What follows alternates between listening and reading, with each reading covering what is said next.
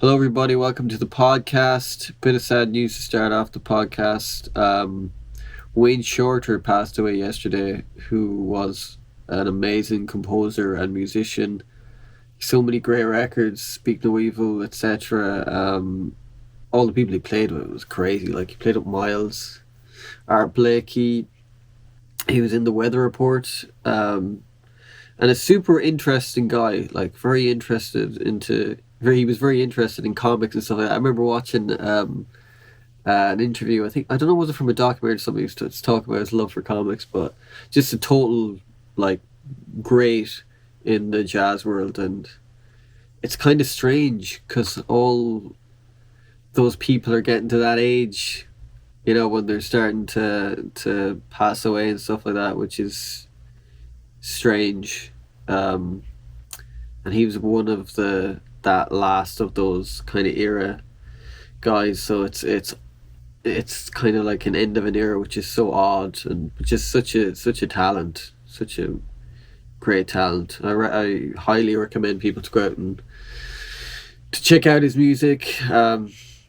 Yeah, super cool, and yeah, sad to hear he passed away. On other music news, I was in a secondhand shop the other day, and I've picked this up for €1. It's the Manic Street Preachers' Generation Tourists. What a class record. €1, like. Some of the things you pick up in secondhand shops are cool.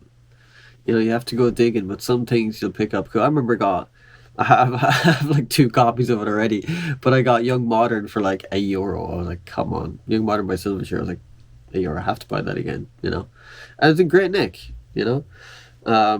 Last week I was talking about the show I was watching, Millennium, which I finished, and there's always that weird feeling of like a slight come down when you finish a show. You're like, fuck, because you want to see it all, and then when you finish it, you're like, you've got a bit of a come down, especially if it's a great show.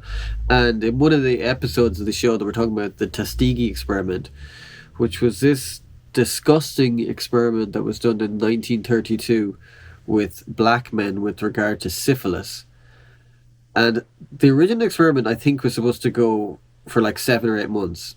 And this went on from 1932 to 1972, 40 years experimenting on those poor men.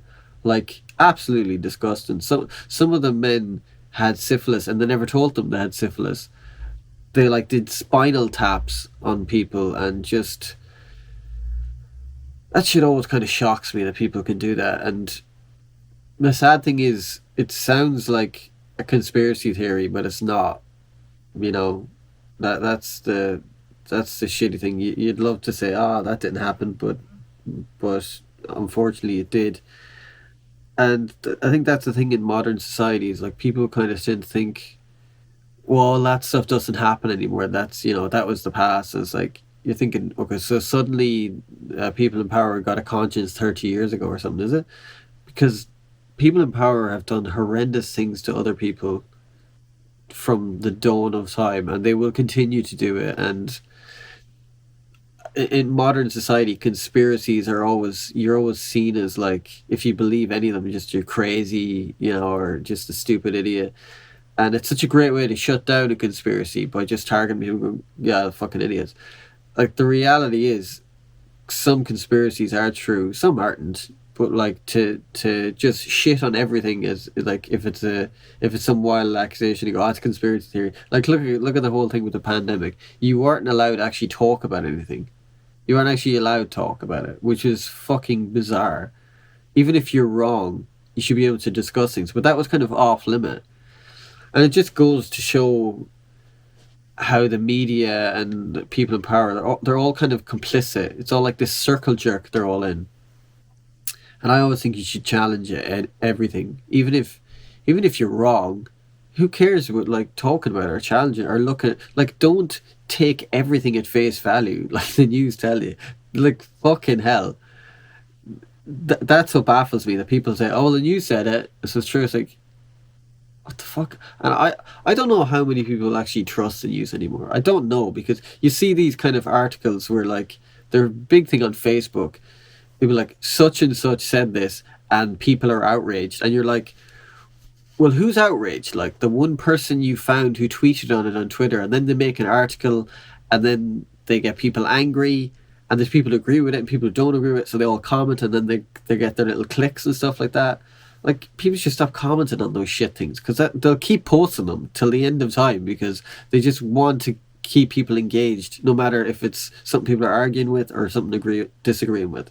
That's the way these companies work now. They're like, it's like every news organization is like clickbait. Back to music. Dark Side of the Moon is like 50 years old this week. What a great record that is! Wow, it's. I always wonder like a lot of great records also have great covers, and that cover is such a like an iconic cover. And you're like, does the record make it cover iconic, or it's probably a bit of. I mean, it's the music, and then by way of the music, the cover then becomes kind of iconic. Because if I suppose there's lots of great covers, and no one gives a shit about the music, so it has to be that way. But I like speaking of covers, I like covers that are.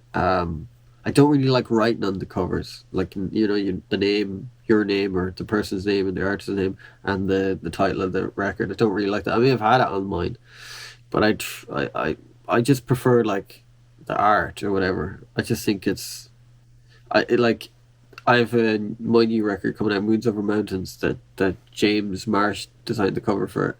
I told him take my name off and take the title of the album off because his artwork is so beautiful. I just think I like just looking at that, and when I see my dumb name on, I'm like, no, it just kind of takes away from it.